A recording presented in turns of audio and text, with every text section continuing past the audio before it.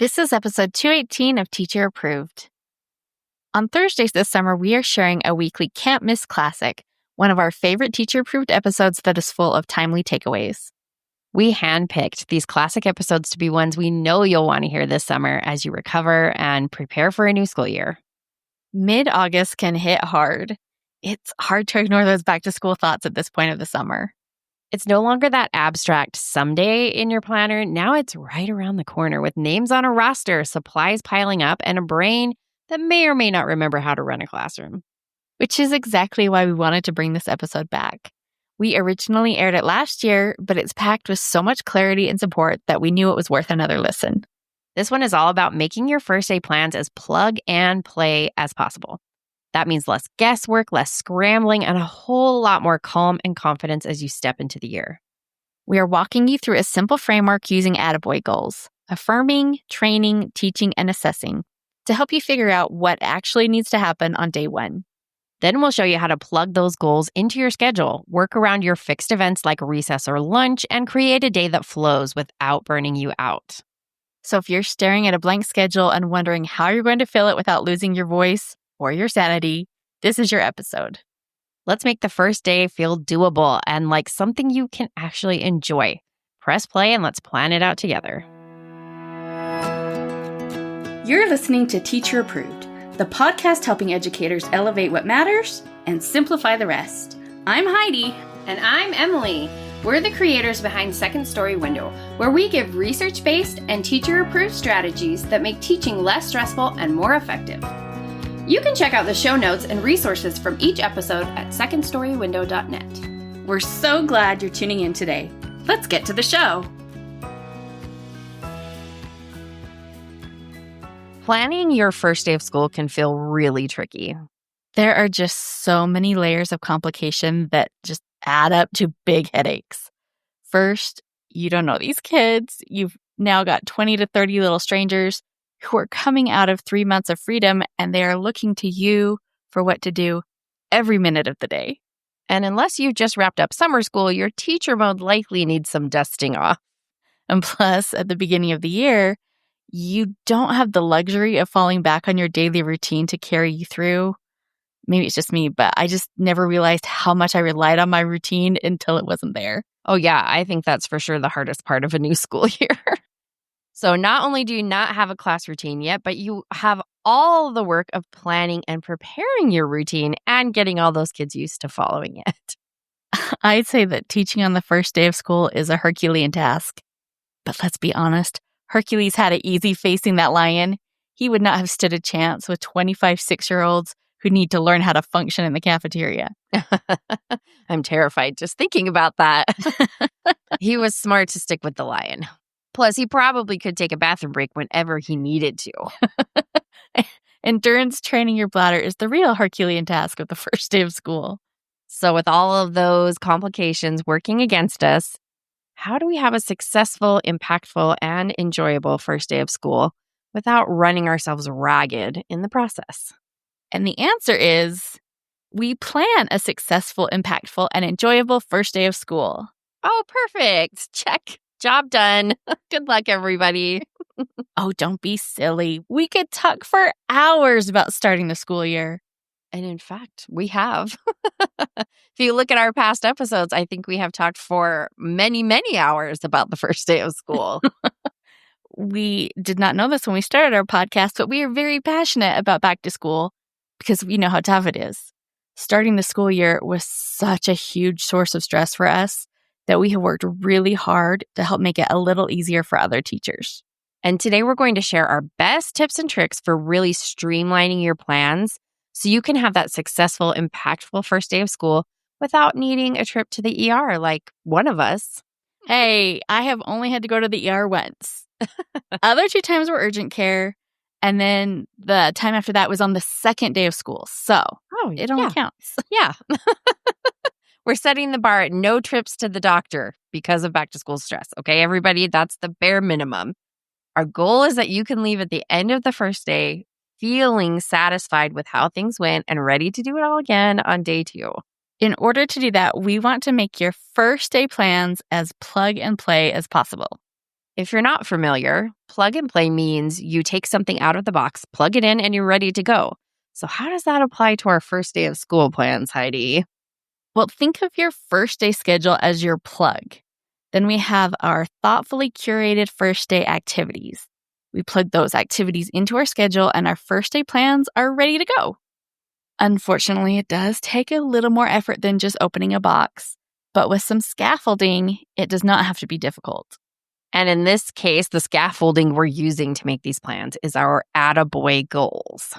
ATTABOY stands for affirming, training, teaching, and assessing at the beginning of the year. So we're going to start by setting goals in each of those 4 areas and then listing activities that will help us reach those goals.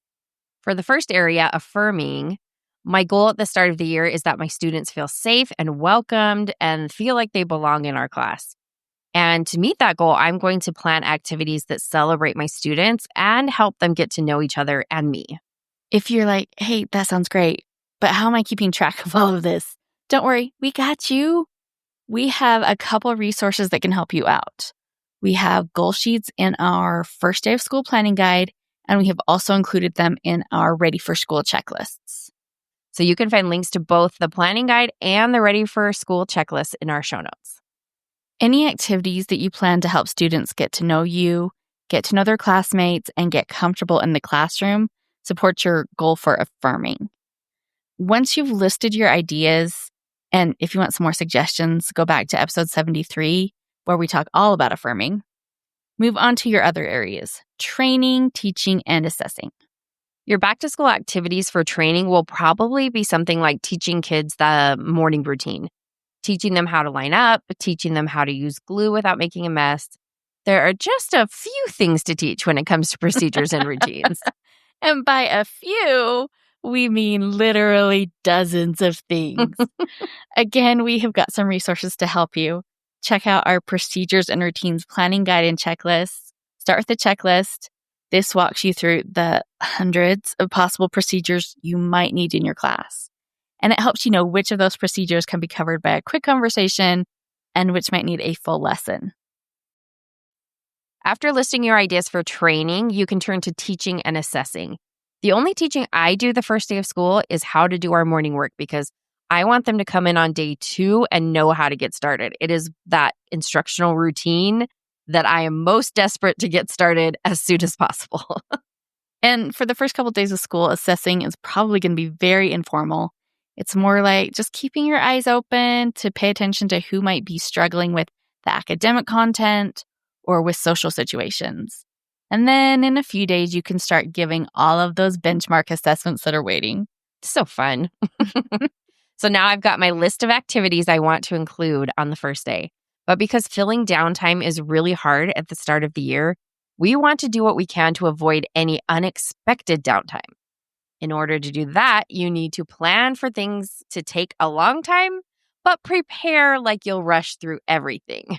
In our first day of school planning guide and in the Ready for School checklists, we have a time filler activity page. You only need one page, but we got it in both places. There are 6 categories of easy activities: books to read aloud, movement activities, songs, and so on. Fill out this list with as many ideas as you can think of. You especially want activities the kids can do without you, so you can sit down for a second and catch your breath. Coloring your activity pages and short videos can be real lifesavers on the first day. And next to each activity, write an estimate for how long it will take. If you find yourself with 5 extra minutes, you want to be able to check your list for a 5-minute activity like teaching the song Tootie Ta and not be stuck showing 5 minutes of a 25-minute video. Right. Okay, now we've got our list of things to do with our students. That's the play part of our plug and play first day. So let's plan our schedule so we can plug in all these activities. So to plan your schedule, we're going to start listing a timeline. We know when school starts and when it ends, and then we're going to fill in our fixed events. A fixed event is anything that has to happen at a certain time. Think lunch, recess, specialty classes. You likely don't get to control the timing of your fixed events. Add all your fixed events to your timeline. You could do this on a scrap of paper, maybe like I have done, but we have 2 versions of this in our first day of school planning guide. If you want to physically move your schedule around, you can cut and paste our little printable schedule maker. It's very cute. But if you just want to do the same thing digitally, we also have it newly set up in Google Slides. It's so nice to be able to move the pieces around so you can see how everything comes together. And if you just need to shift something easily, it's just so easy to move it out of the way. Once your fixed events are in place, we can move on to our flexible events. Flexible events are whatever can happen at any time. But we want to start with the flexible events tied to our fixed events.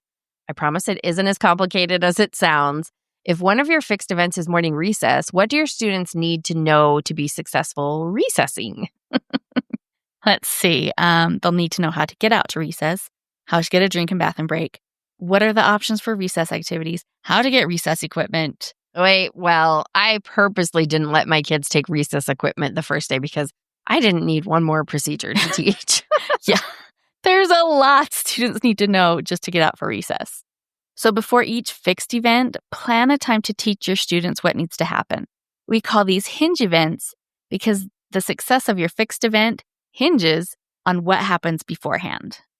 And depending on the age you teach, a hinge event might be a 5-minute discussion or a full 25-minute lesson. Especially when it comes to lunchtime. There are so many things that have to happen to make sure everyone is fed and where they need to be.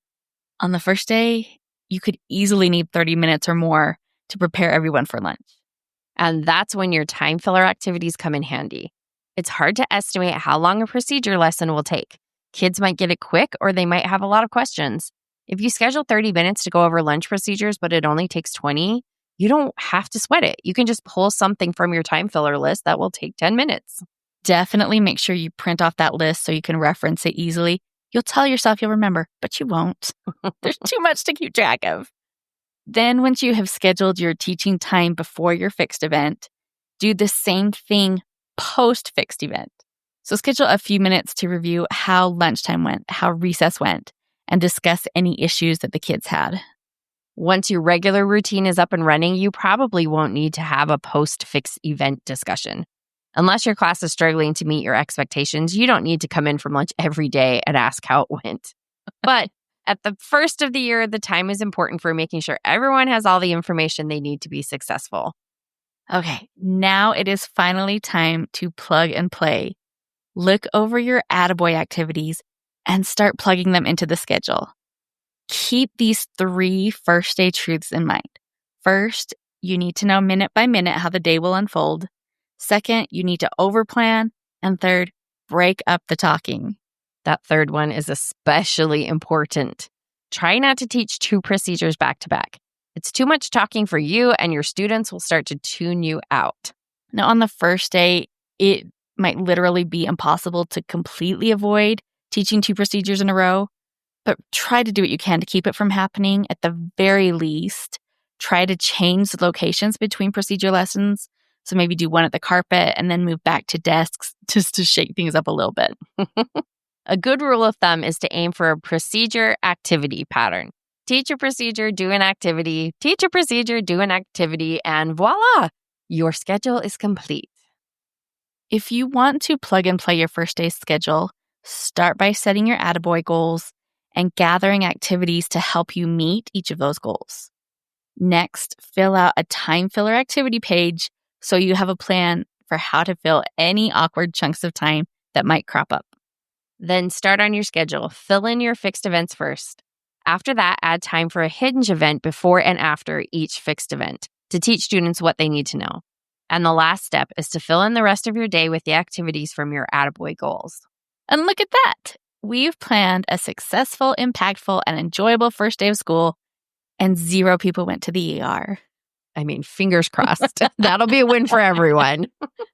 We would love to hear what activities you plan for the first day of school. Come tell us all about it in the Teacher Approved Facebook group. We hope this episode helped you see that your first day doesn't have to be perfect. It just needs to be purposeful. When you anchor your plans in clear goals and keep things simple, you give yourself room to be present, flexible, and human, even on the first day. So whether you're still sketching things out or putting the final touches on your plan, we hope this framework gave you some clarity and maybe a little peace of mind too. If it did, we'd love it if you shared this episode with a teacher friend who's also staring down the first day and could use a little extra support. We'll be back next week with another Can't Miss Classic to help you start the school year strong. Until then, you've got this, and we're cheering you on. We hope you enjoyed this episode of Teacher Approved. I'm Heidi. And I'm Emily. Thank you for listening. Be sure to follow or subscribe in your podcast app so that you never miss an episode. You can connect with us and other teachers in the Teacher Approved Facebook group. We'll see you here next week. Bye for now. Bye.